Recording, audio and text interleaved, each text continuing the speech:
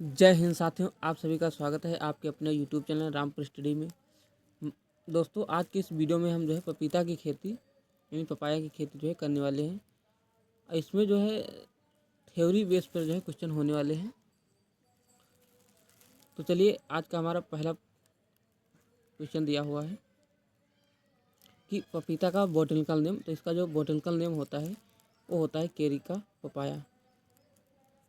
केरिका papaya, ये जो है इसका बॉटनिकल नेम होता है। और अगर हम कुल की बात करें तो इसका जो कुल होता है वो होता है आपका केरिकेसी। केरिकेसी जो है कुल होता है, इसको आप लोग ध्यान रखिएगा। और अगर हम बात करें उत्पत्ति स्थान की, तो उत्पत्ति जो स्थान होता है तो ये है इसका मध्य अमेरिका या मैक्सिको, यानी मैक्सिको सीधे जो है, चलो मध्य अमेरिका, मध्य अमेरिका, यहाँ पर ब्रैकेट में मैक्सिको,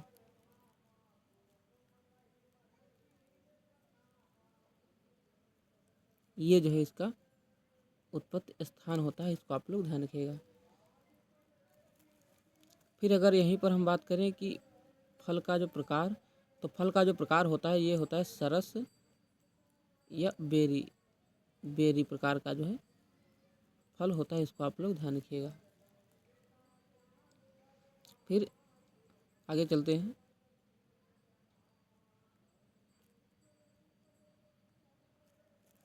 कि खाने योग्य भाग। तो इसका जो खाने योग्य भाग होता है, खाने योग्य भाग, तो ये होता है मध्य फलभित या मीजोकार्प।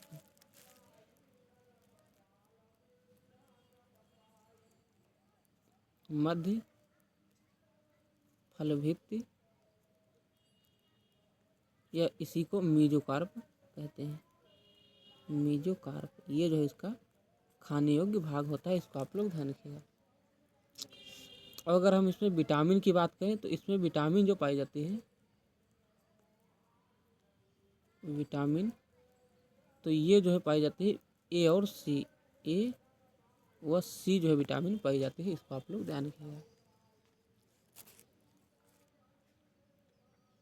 ए और सी जो है विटामिन इसमें पाई जाती है, इसको आप लोग ध्यान रखिएगा।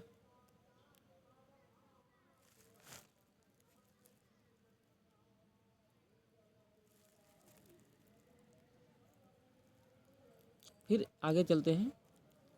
अगला पॉइंट दिया हुआ है कि पपीता पॉइंट, अगला पॉइंट है कि पपीता में जो है खाने योग्य जो भाग होता है, तो मतलब पपीता का जो पीला रंग होता है, पपीते के फलों का पीला रंग कारण, इसका जो कारण होता है ये होता है केरिका जेंथिन। क्या होता है? केरिका जेंथिन के कारण जो है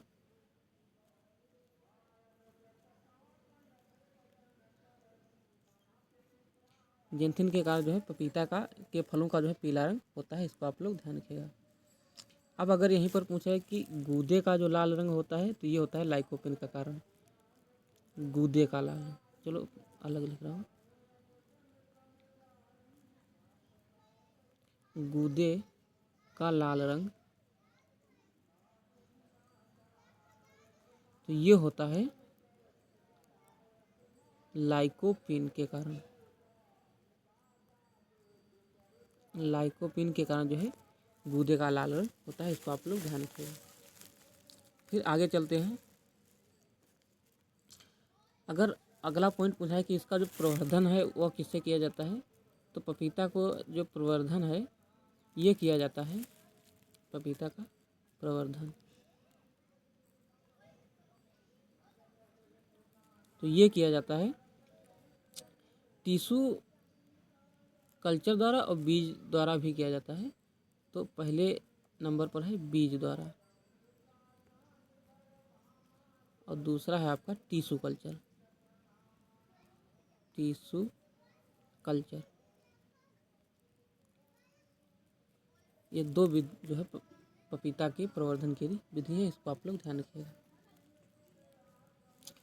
फिर अगर अगला पॉइंट पूछा जाए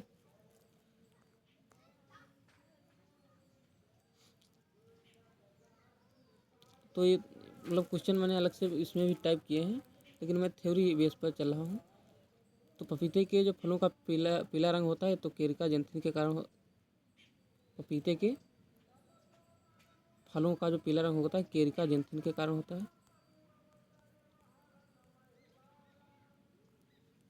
जेंथिन।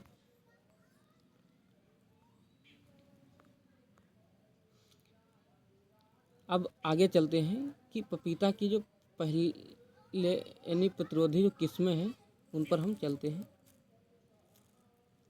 पपीता की प्रतिरोधी किस्में, तो पपीता की जो यहाँ पर पहले लिखा है, पहले ना हो करके यहाँ पर पाले है, पाले प्रतिरोधी किस्में। तो ये हैं आपकी पहले नंबर पर एक आती है आपकी केरिका पेंटागोना। केरिका पेंटागोना, ये जो है पपीता के जो पाले प्रतिरोधी किस्म है ये आपकी केरिका पेंटागोना हो जाएगी, इसको आप लोग ध्यान रखिएगा। फिर अगला पॉइंट दिया है कि पाले में पपीते में मादा फूलों की संख्या बढ़ाने के लिए किस रसायन का प्रयोग किया जाता है। तो ये जो है किया जाता है आपका एक रसायन होता है जिब्रेलिन। जिब्रेलिन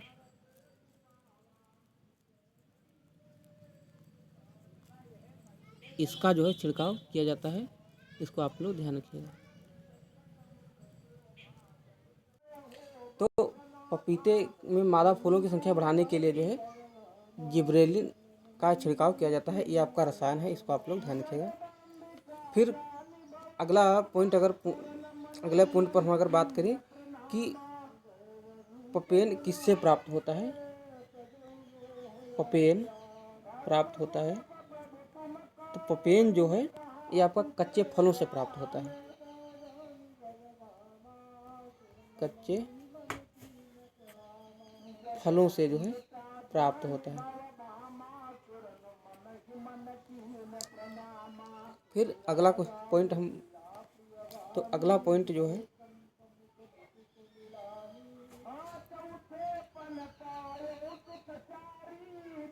कि पपीता की पारंपरिक किस्में। सबसे पहले एक पॉइंट और हम लिख लेते हैं कि पपीता में कौन सा एंजाइम पाया जाता है। पपीता में कौन सा एंजाइम पाया जाता है, तो ये पाया जाता है आपका पेप्सिन। कौन सा? पेप्सिन नामक जो है एंजाइम पाया जाता है, इसको आप लोग ध्यान रखिएगा। और ये जो है पाचन में सहायक होता है। किसमें? पाचन में जो है सहायक होता है, इसको आप लोग ध्यान रखिएगा। पाचन में सहायक, इसीलिए डॉक्टर लोग जो है बोलते हैं कि पपीता जो है खाया करो, तो ये जो है पाचन में सहायक होता है, इसको आप लोग ध्यान रखें। पपीता का जो फल होता है वो जो पाचन में सहायक होता है। फिर अगला पॉइंट पर हम चलते हैं कि पपीते की जो पारंपरिक किस्में हैं। तो पपीते की जो पारंपरिक किस्में हैं तो ये आपकी जो है नंबर 1 पर हो जाती है। इसकी पारंपरिक किस्में नंबर 1 पर हो जाती है बरवानी। कौन सी? बरवानी लाल, ये जो है एक किस्म है। और एक किस्म है आपकी वाशिंगटन। कौन सी? वाशिंगटन।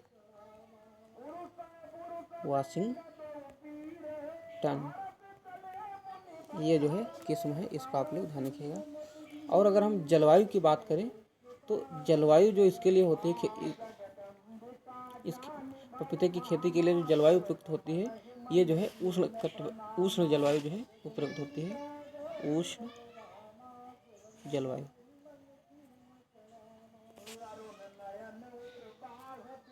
फिर अगले पॉइंट पर हम बात करते हैं कि इसकी बीज दर। तो इसकी जो बीज दर होती है तो ये होती है 250 ग्राम पर हेक्टेयर। 250 ग्राम पर हेक्टेयर जो है इसकी बीज दर होती है। और जो ये जो है इस बीज से जो नर्सरी तैयार की जाती है, तो नर्सरी जो तैयार होती है वो कितने माह में तैयार होती है? नर्सरी तो ये जो 2 माह में तैयार हो जाती है। 2 माह में तैयार, 2 माह में जो है इसकी नर्सरी तैयार हो जाती है। इसको आप लोग ध्यान रखिएगा। अब अगर हम बात करें कि गड्ढे का आकार, गड्ढे का आकार, तो गड्ढे का जो आकार होता है ये जो है 50 सेंटीमीटर जो है ठीक रहता है इसका गड्ढे का आकार। इसको आप लोग ध्यान रखिएगा, 50 सेंटीमीटर।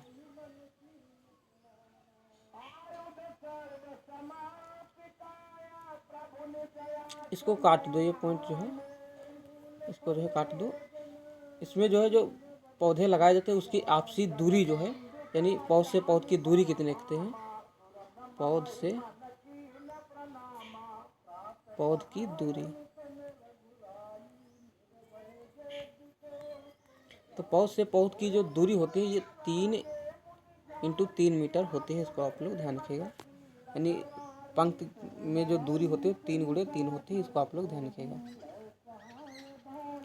फिर अगले पॉइंट पर अगर हम बात करें,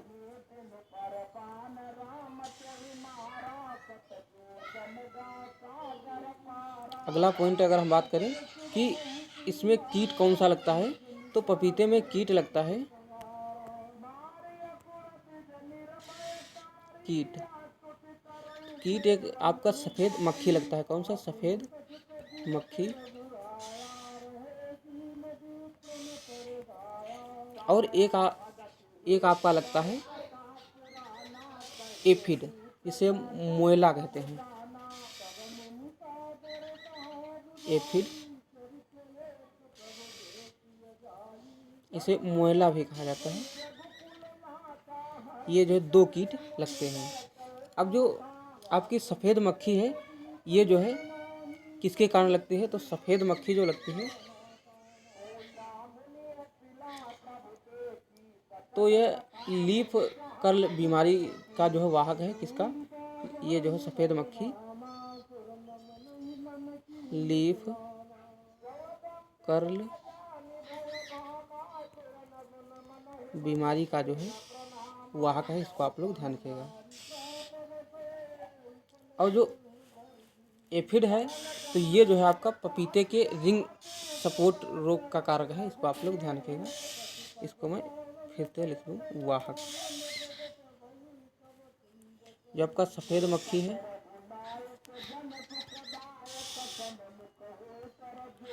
सफ़ेद मक्खी का वाहक, तो ये है आपका इसका वाहक लीफ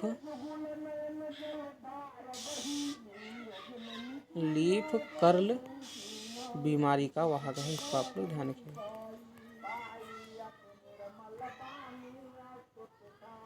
वाहक है। और ये जो विषाणु होता है इसको आप लोग ध्यान रखिए।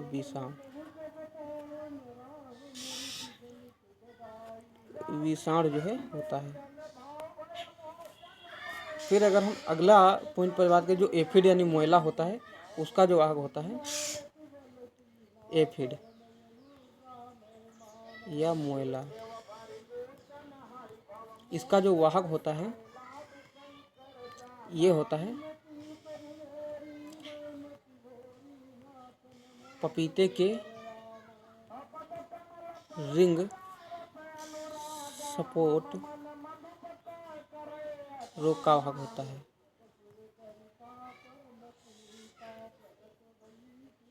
इसको आप लोग ध्यान रखिएगा। तो और इसमें एक रोग लगता है आपका तना गलन, एक रोग लगता है आपका तना गलन। तो ये जो तना गलन है ये जो है एक कवक होता है जिसका नाम है पीथियम एफिड मेरिटम। ये जो है आपका कवक होता है, नामक कवक